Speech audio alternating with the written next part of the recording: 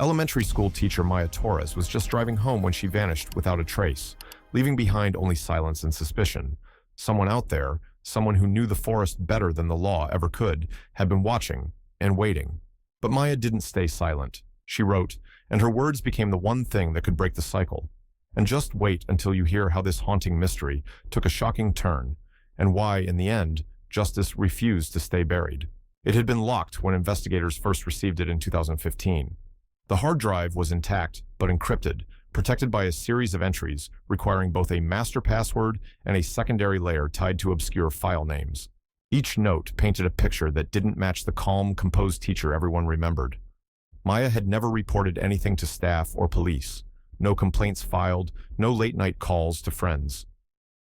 Friday, September 11th, 2015 began like any other for Maya Torres. By 4:05 p.m., the last of her third graders had filtered out of room 112 at Birchfield Elementary, their backpacks bouncing, voices high with weekend plans. Maya stood at the door with her usual gentle smile, reminding Sophia to bring her library book on Monday and giving Caleb a quiet thumbs up for how well he had read aloud that day.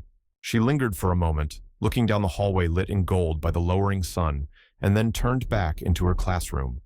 Her desk was a reflection of who she was, orderly, kind, quietly creative. A mason jar of lavender pencils. A half-drunk iced tea beside a folder marked Parent Conf.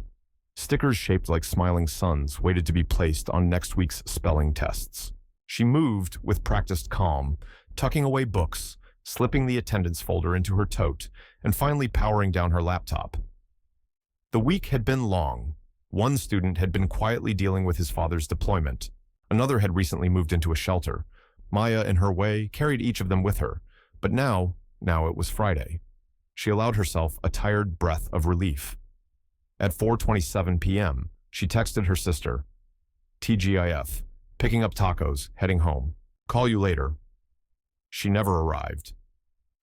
When Lila Torres didn't hear from Maya by 8 p.m., she tried calling, straight to voicemail. That wasn't entirely unusual. Maya often let her phone die, but by 10:30, something gnawed at Lila's gut. She called Maya's landlord, then a neighbor. No one had seen her car pull into the driveway. Maya's bed was still made. Her mail was untouched. At 6:42 the next morning, a hiker found a red Honda Civic pulled off the shoulder of an unpaved service road running parallel to Coldwater Forest Preserve, a rugged patch of land about 40 miles north of town. The road itself was barely used, mostly by forestry staff and hunters in the off-season. The car doors were locked, but the keys were still in the ignition. On the passenger seat sat Maya's canvas tote, neatly upright. Inside were school supplies, her wallet with cash and ID, and a brown paper bag with a half-eaten burrito. Her phone was gone. Authorities were called immediately. A missing persons report was filed by noon, and the local sheriff's department treated it seriously from the start. By sunset that same day, helicopters circled the area, and K-9 units followed scent trails that stretched along the tree line but faded after a few hundred yards. Volunteers joined in from neighboring counties. Local news stations picked up the story by Sunday, sharing Maya's smiling yearbook photo and asking anyone with information to call a hotline. Her students drew signs and chalked hearts in front of the school. Birchfield Elementary went silent that Monday morning. As the days dragged on, the search grew wider.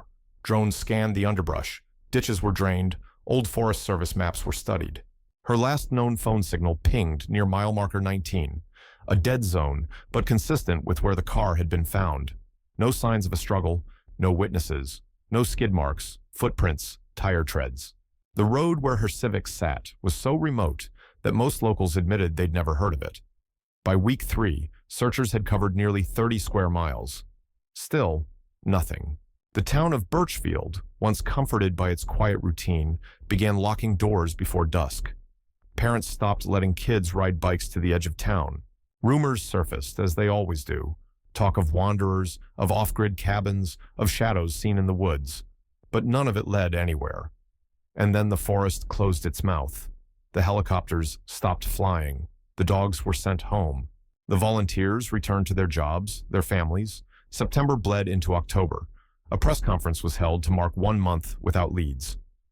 "We're not giving up," the sheriff said, but even his voice sounded tired. The story faded from the headlines. Birchfield moved forward, leaves fell, holidays came, but in one small house just outside town, a porch light was left on every night, just in case. And Maya Torres, teacher, sister, daughter, remained missing. August 14th, 2022, was the kind of summer afternoon that made you forget anything strange had ever happened in a place like Coldwater Forest. Sunlight filtered lazily through the branches, catching the dust that danced in the air. The wind was quiet, a gentle breath that stirred the moss, but never quite shook the silence. 19-year-old cousins Ellie and John Beckett had been hiking since morning, following a forgotten trail they found on an old hiker's forum. They weren't looking for trouble, just a detour off the beaten path. College was starting in a month, and this trip was meant to be one last adventure before the noise of adult life took over. By late afternoon, they'd gone deeper than they intended. The trees here looked older, heavier. John had joked that it felt like the forest was listening. Ellie didn't laugh. Something about the hush unsettled her, like the woods were holding their breath. They found a clearing surrounded by oak and laurel and settled on a thick root beneath a wide, gnarled tree that towered over the rest. John took a sip of warm water. Ellie leaned back, her eyes scanning the bark's rugged surface. That's when she saw it. At shoulder height, tucked into a hollow knot in the tree's side, was something out of place. Gray plastic peeked out beneath a curl of moss. "Hey," she said, tapping John's arm. "Look." She reached in and tugged gently. Out came a Ziploc bag, layers of dirt clinging to the tape that sealed it. Someone had wrapped it carefully in 2 layers of duct tape, then slid it into the hollow like a secret. They sat frozen for a second. It could have been anything. A geocache, a prank, even trash. But Ellie's hands moved on instinct, peeling the tape with the precision of someone who knew this wasn't junk. Inside the bag was a rolled-up sheet, yellowed slightly with age. She uncurled it slowly, her heart picking up with every turn. A class attendance log, neatly drawn lines, names in pen, a date at the top, September 11th, 2015. John leaned closer. "Wait, I know," Ellie whispered. "That's the day she disappeared." There were 22 names listed, all of them marked present, a detail simple on the surface. But Maya Torres was known at Birchfield for how carefully she kept her records. Her attendance books had become almost legendary among staff, color-coded, dotted with stars for birthdays, and smiley faces next to top readers. This was unmistakably hers. John shifted nervously. Why would this be here? But it was what Ellie found next that drained the warmth from her skin. The inside of the front cover bore handwriting, different from the names, more rushed. The lines were uneven, the ink slightly smudged. Ellie read it once, then again, out loud without meaning to. "I hear them whispering at night. They know I stayed too long." John said nothing. For a long moment, neither did Ellie. The woods seemed to grow quieter, as if the trees themselves were listening again. The handwriting was unmistakably human, but the words didn't feel like they belonged to any normal story. Whispering, stayed too long. Ellie looked around the clearing, her eyes darting from shadow to shadow. The trees stretched high, and the air now seemed just a bit colder.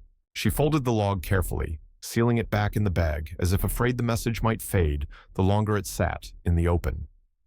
"We need to take this," she said, "to someone, to the police." John nodded, but hesitated. What if it's just someone messing around? Ellie didn't answer right away. Instead, she stood and looked back at the hollow tree. There was something unsettling about how well the log had been hidden. Not buried, not burned, stored deliberately. As if waiting. She turned back to her cousin. No one comes this far in for a joke.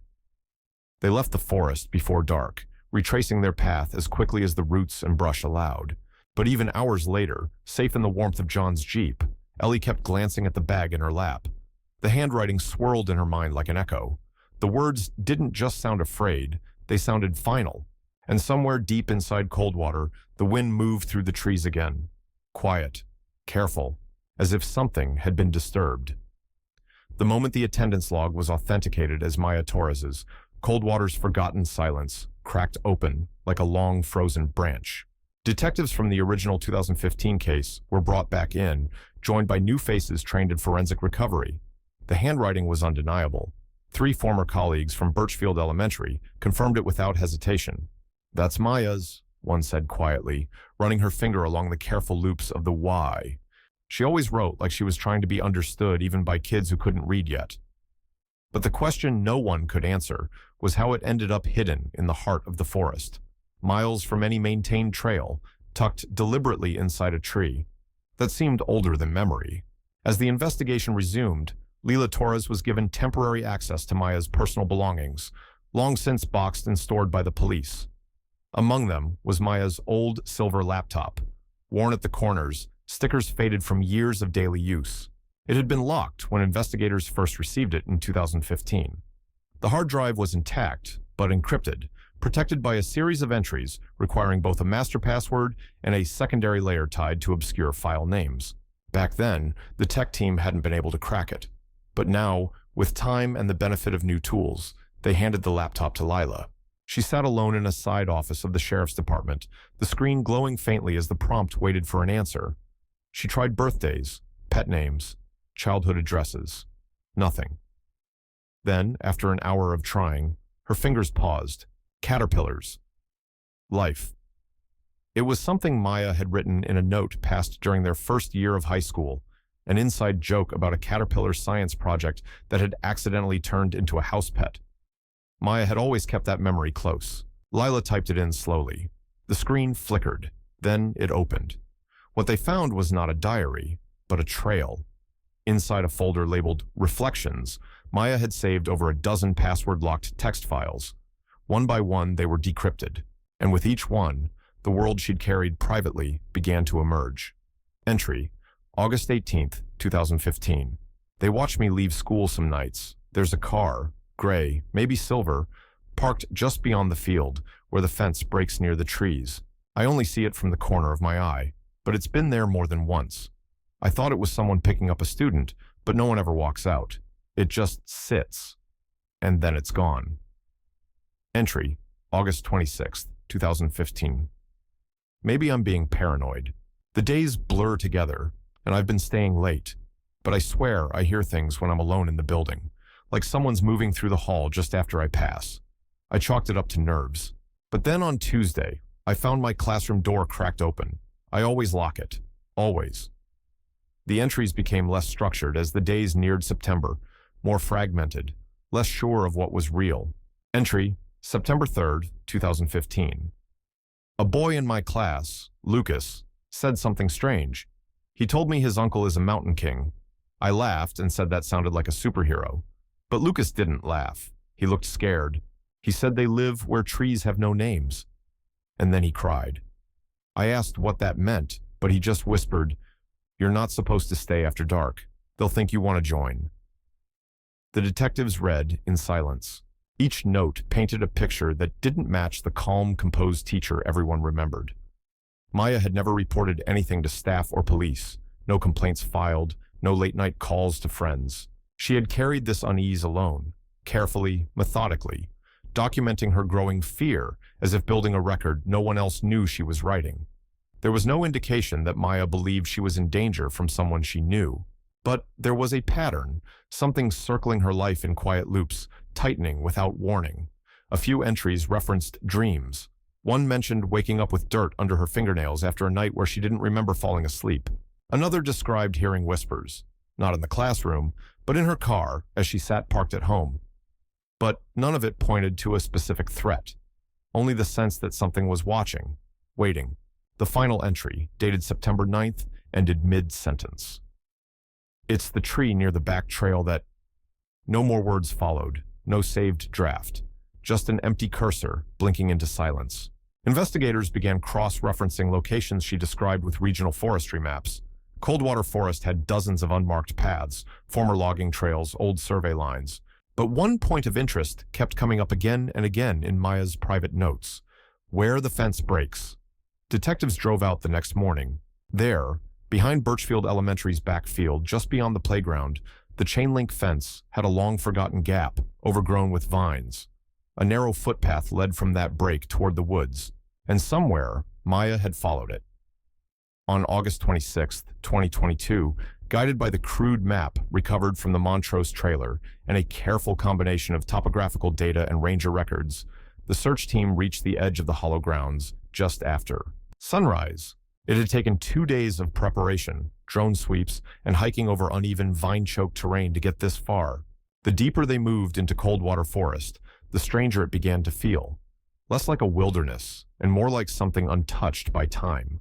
Wildlife grew scarce. Trees leaned at unnatural angles.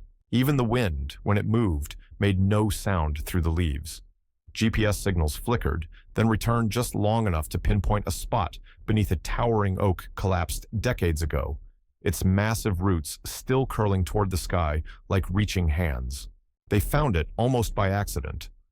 One of the officers stumbled slightly while circling the tree's base, his boots sinking an inch deeper into the moss than expected.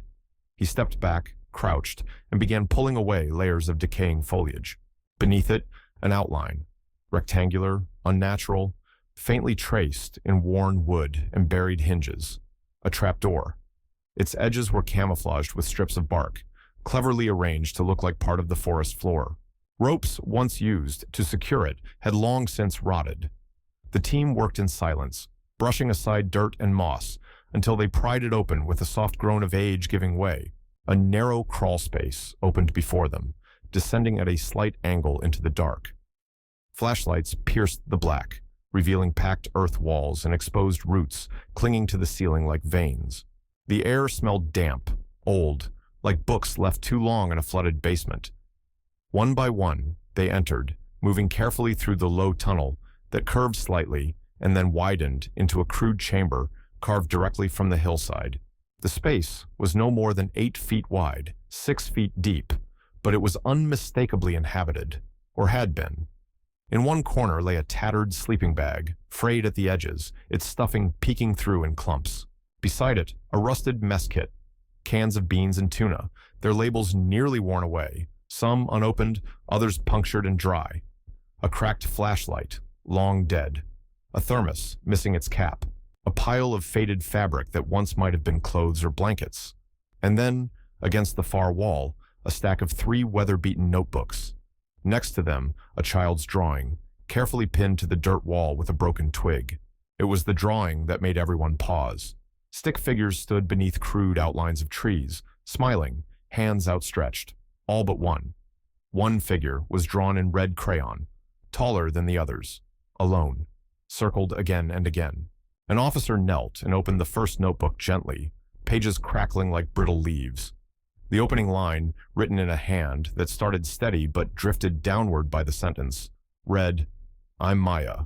I don't know how long I've been here, but I am not alone."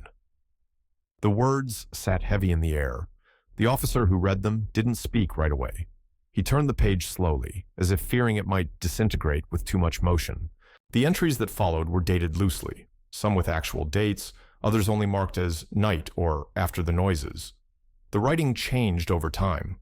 What began as structured notes, descriptions of surroundings, food ration tracking, thoughts on escape, gradually devolved into fragmented thoughts, observations of patterns, descriptions of sounds, sketches of trees, mentions of them.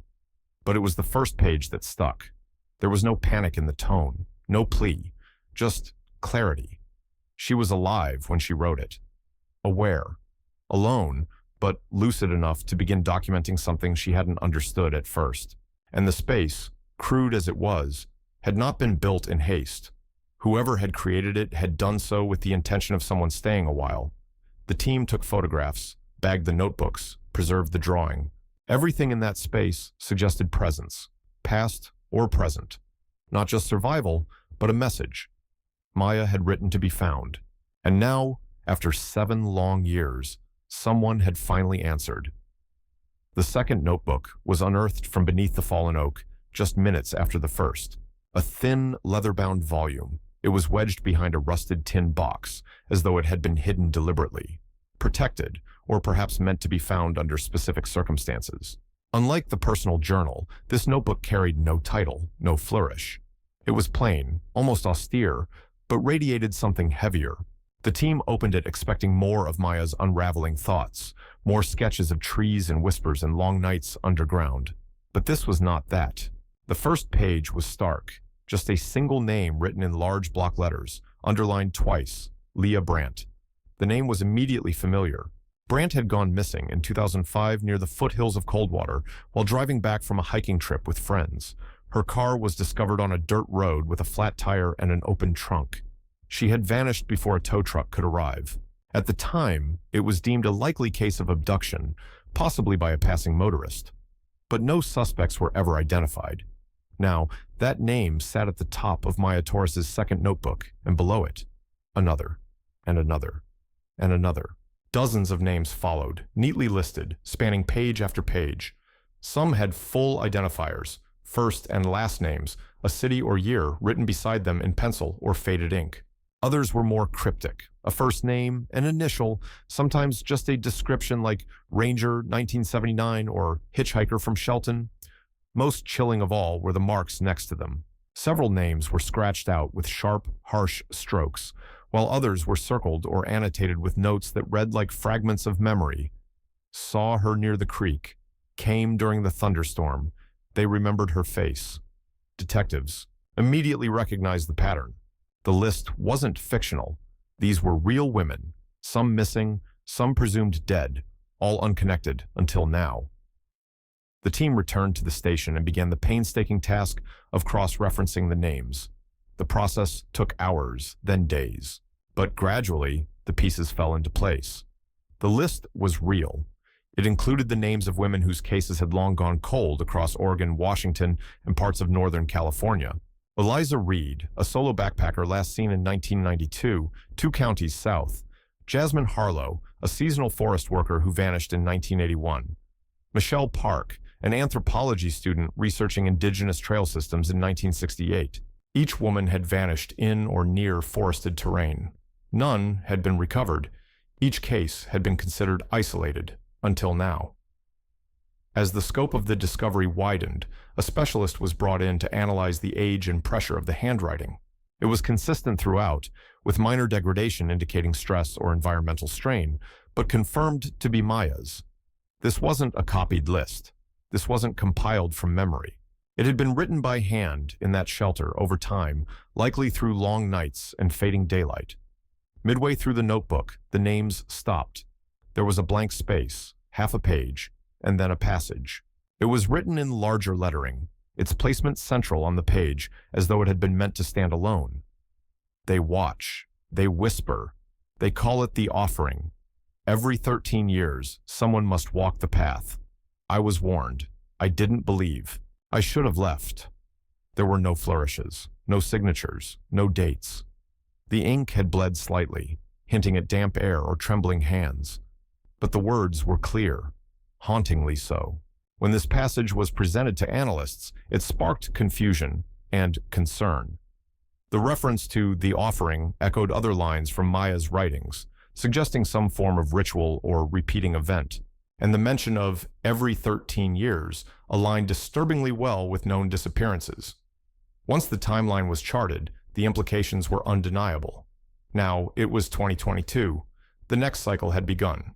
What had seemed like isolated disappearances now formed a thread, subtle, quiet, and buried beneath decades of disjointed reporting.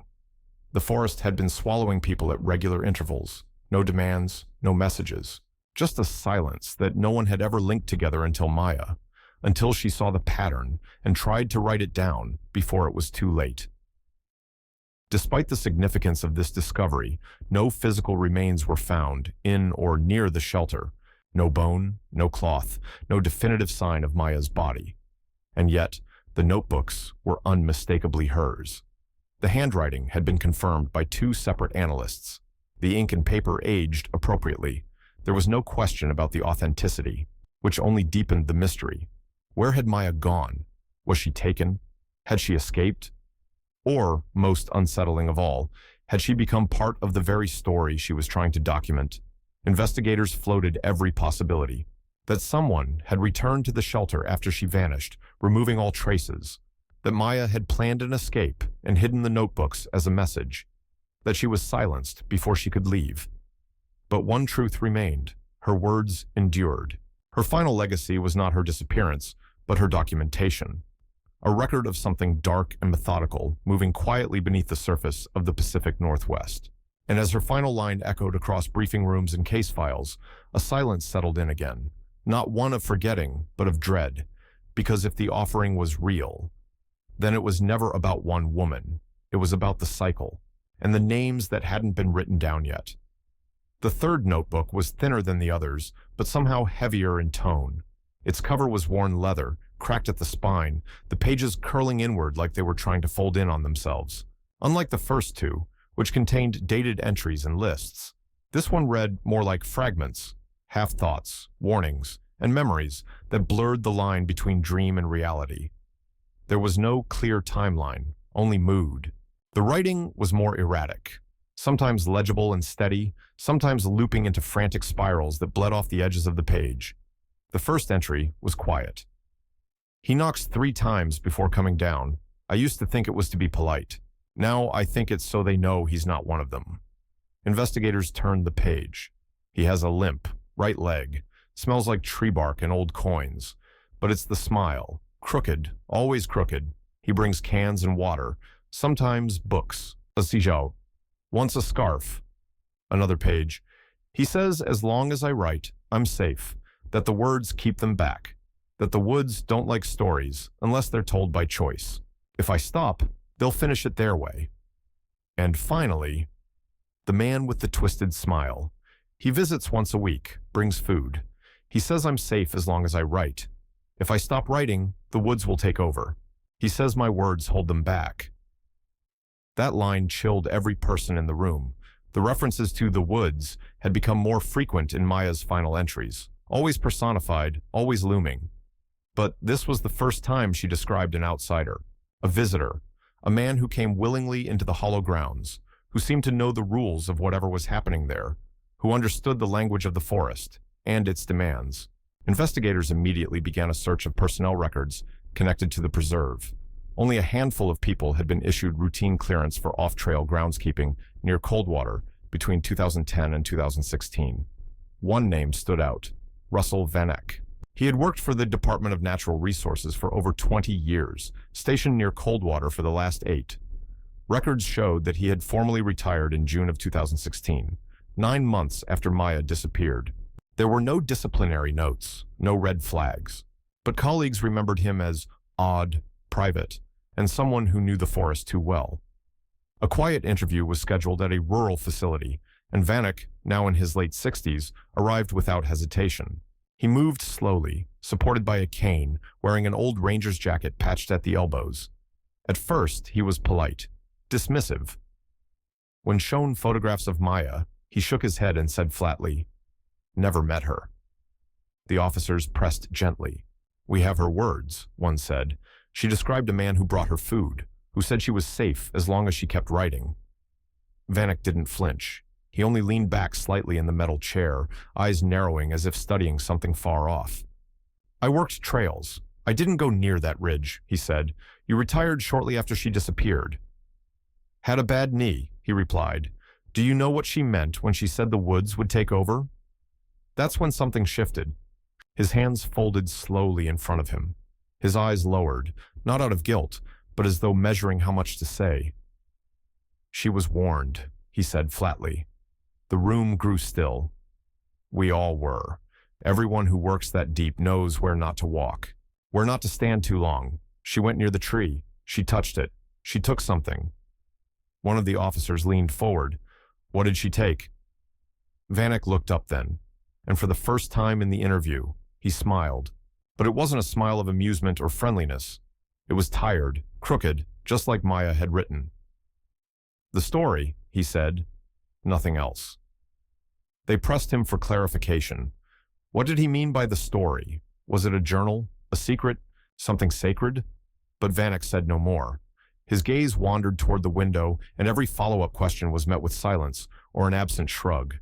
Eventually, the interview was ended. No formal charges were filed. There wasn't enough to hold him. Only a description, one that matched Maya's words, and a hint of something deeper. A man who didn't act surprised, who didn't deny the details, who didn't seem afraid. Investigators left the interview unsettled. If Vanek had truly visited Maya, if he had kept her alive with supplies, then why hadn't he told anyone? Why hadn't he reported seeing her? Why hadn't he helped her escape? Unless that had never been the goal. Unless keeping her there, writing, was the point. And if that were true, then what was he really feeding? The answers were slipping further into shadow, even as the notebooks shed light. And far beneath the roots of Coldwater, the forest kept listening. The third notebook had fewer pages than the others. Many were blank. Its last few entries drifted between clear reflection and something almost poetic, lines that felt rehearsed, rewritten in the mind of someone who knew she was running out of time, of space, of light. Unlike the abrupt, chaotic scrawls of the second journal, these pages were calm, weighted, like a goodbye stretched across the silence of a forgotten room. The very last page stood alone. It was written in clean, deliberate handwriting, still Maya's, but steadier than anything she'd written before, as if she had saved her final energy not for escape, not for a scream, but for one last attempt to be understood. If anyone reads this, I want my kids to know I didn't run away. I stayed because I thought I could stop them. I thought stories were just stories, but stories are roots. They go deep. And beneath that, in smaller script, I hope Lila forgives me. I hope someone ends this. The officers who recovered the notebook didn't speak as the words were read aloud. The forensic archivist closed the cover slowly, almost reverently, and the room around them remained silent for a full minute. In that moment, it became clear. These weren't simply the last thoughts of a missing woman. They were the quiet legacy of someone who chose to face something she could barely understand. And still, she didn't run. The investigation that followed was exhaustive. Dozens of old missing persons cases were reopened. Media outlets latched onto the case, calling Maya the witness who never left. Her face reappeared in newspapers and on television, no longer just as a photo of a smiling teacher, but as the author of something larger, deeper, and far harder to explain. In November 2022, after nearly 2 months of silence following the release of the notebooks, the FBI formally closed Maya Torres' case, ruling her legally presumed deceased due to prolonged disappearance under circumstances indicating extreme risk. The decision, while procedural, felt too final for those who had read her words. But for her sister Lila, the ruling meant nothing. She stood outside the Birchfield County Courthouse that same afternoon, a folded copy of the notebook's last page clutched in her hand. Cameras gathered, microphones pressed closer. But Lila didn't cry. Her voice, though small, carried through the chill. "I know she wrote those words in the dark," she said. "I know she fought. And I believe there are other names, other stories that need to be told." Lila had spent the past 7 years following every news update, every anonymous tip. She had visited trailheads alone, reviewed search maps late into the night. When everyone else had moved on, she stayed. Her belief never faded, not in Maya's strength, not in her will to survive, not even in the strange fragments of stories that began to echo through the corners of the forest. And now, with the notebooks in hand, she finally had proof. Not of what happened exactly, but that something had. That Maya had stayed behind not because she was lost, but because she believed she could stop the cycle. That she believed her words, her stories, mattered. In the weeks that followed, Lila launched a digital archive compiling the names from the second notebook, cross-referenced with cold cases and tips submitted by the public. Survivors, hikers, and retired rangers began coming forward with their own strange stories. Distant chanting heard past midnight, near trail markers long removed, weather shifts that defied logic, entire sections of trail that disappeared overnight, and then returned, different somehow. No one had hard evidence. But together, the pieces began forming a mosaic, one that suggested Coldwater wasn't just an ordinary patch of forest. It was a threshold, and Maya had stepped over it. But instead of running, she had written, and somewhere that had mattered. Lila took solace in that thought, that Maya's final act wasn't silence, but resistance. That her story, trapped in the dark, scratched into paper one line at a time, was stronger than whatever had tried to erase her. That the forest hadn't won. Not entirely, because her words had made it out. And now the world was listening. September 2023 arrived softly in Birchfield, Oregon, as it always did. Quiet skies, crisp air, the scent of fir and damp earth hanging above the town like breath. School was back in session. The heat of summer had begun its retreat. But beneath the rhythm of back-to-school routines and porch-swept leaves, something else had settled into the community. Not panic, not even fear, memory. It had been 1 year since Maya Torres' notebooks were recovered from beneath the fallen oak in the hollow grounds. 1 year since her handwriting rekindled a trail gone cold for 7 long years. Since her words, urgent, strange, defiant, had surfaced and reshaped everything Birchfield believed it knew about the forest at its edge. Since her name had rejoined the living conversation not as a disappearance, but as a testimony. But just as suddenly as it had returned, the attention faded. The headlines shifted elsewhere.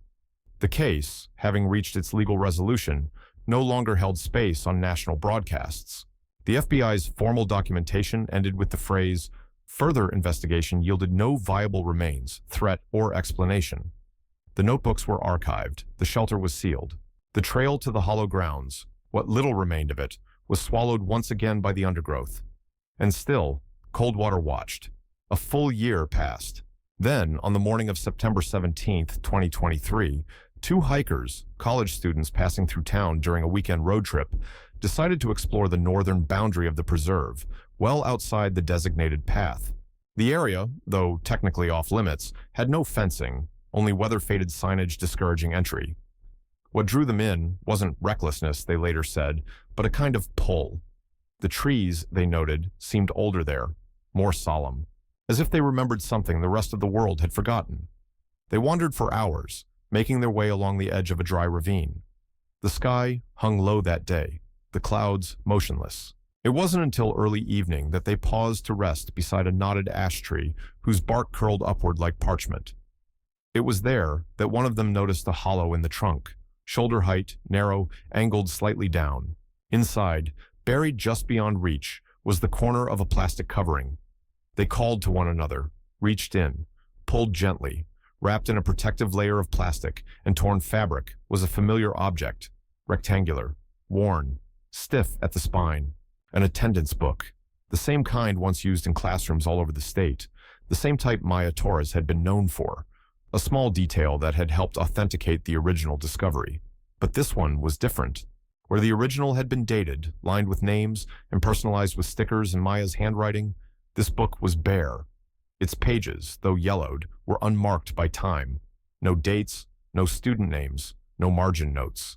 Only one thing had been written, repeated again and again, line after line, in handwriting that began neatly and gradually degraded. They remember, they remember, they remember, they remember. The final line trailed off mid-word, the ink cutting out with a suddenness that made the page feel colder than it should have. The last few letters had dissolved into a single descending line. No name, no signature. The handwriting bore similarity to Maya's, but not enough to confirm identity. Analysts would later say it was influenced, as if written by someone trying to imitate her form, or someone who had read her work closely, obsessively. The book was turned in to authorities. It was examined for prints. None were found. No signs of environmental exposure, no dirt, no water damage, despite its time in the tree. Experts suggested it couldn't have been there long, perhaps weeks, perhaps less. Its presence reopened conversations that had grown hushed. Locals recalled the names from the notebooks. Old cases were whispered about again.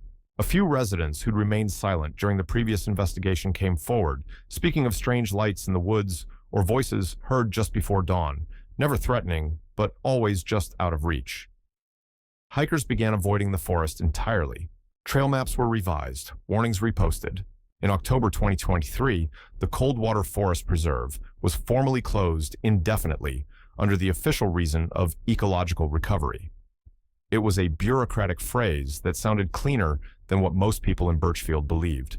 No one said it publicly, but everyone knew. Whatever had started all those years ago, whatever Maya had tried to document, to stop, to explain, it hadn't ended with her disappearance. It hadn't ended with the notebooks, and it certainly hadn't ended with the line that trailed into silence inside a forgotten ash tree. In the months that followed, Birchfield quietly adapted. Elementary school teachers moved classrooms further from the rear fence. The back gate, once used as a shortcut to town, was locked and overgrown. Children weren't told the full story, but they heard enough. The phrase "they remember" became something of a whispered superstition, a sentence spoken like a charm, sometimes out of nervous humor, sometimes in earnest. It showed up in chalk on sidewalks, scribbled in corners of notebooks, glimpsed on the underside of desks. But the tradition that stayed, the one that felt both childlike and ancient, was the apples. Every fall, when the leaves began to turn and the air held a faint bitterness, small apples would appear at the base of the old oak tree behind Birchfield Elementary. The tree had been there since before the school was built. Teachers had long used it during recess as a shady corner, a place for reading or resting.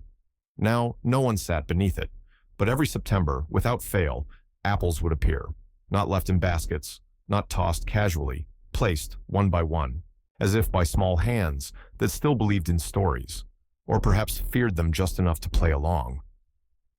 There were never notes, no instructions, just the fruit, sometimes polished, sometimes bruised, left in the grass, facing the woods that watched and whispered and remembered. Because in Birchfield, even the youngest students had come to understand something the rest of the world had forgotten, that stories are roots, they grow deep, and some of them never stop reaching.